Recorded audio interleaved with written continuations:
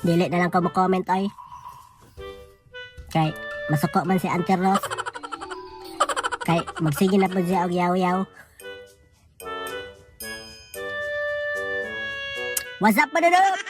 Way kurat vlog. Naala po da, part 7 ta. Part 7 ta kay ano. Si Auntie Rose nahimo ng violente. Auntie Rose, shout out ka sa may gabi ini sa tanan mo. Ate Rose, si Ate Rose daw, duklon daw minat. Duklon daw minat, Ate Rose. Grabe ni Ate Rose, mandukol. Ate Rose, gusto lang ko mo comment ano imong video, no?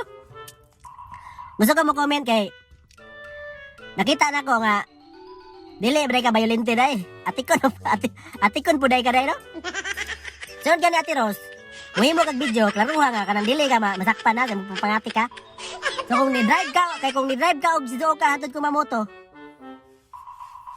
Og asa ba nang lugaran ni adto ka? Wala koy labot na.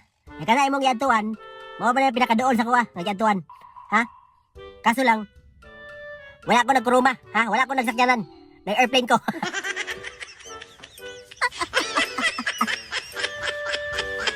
Kaya kapoy na ko labot. So gusto lang ko mo-comment ano yung video nimo at Auntie Rose. Kay base akong pagtanaw nang atik kasag ka.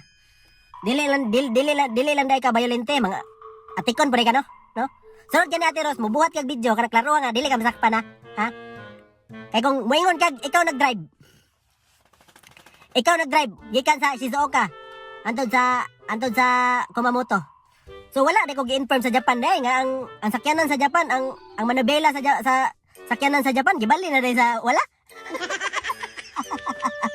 Ate Rose yun ba? Laro nga ba Ate Rose ha? Eh, mandukol ba? O isa pa Ate Rose, tunggingon ni mga doklon unta ta mo. Gitanan na po nimo, ha? Kisa may doklon nimo, ako ra man isa, ha? Nganong mugamit man jud ka hilig man jud ka mugamit og daghan nga words ha. Daga madamay, ha. Undangin na Ate Rose. Undangin na imong kabuang ha.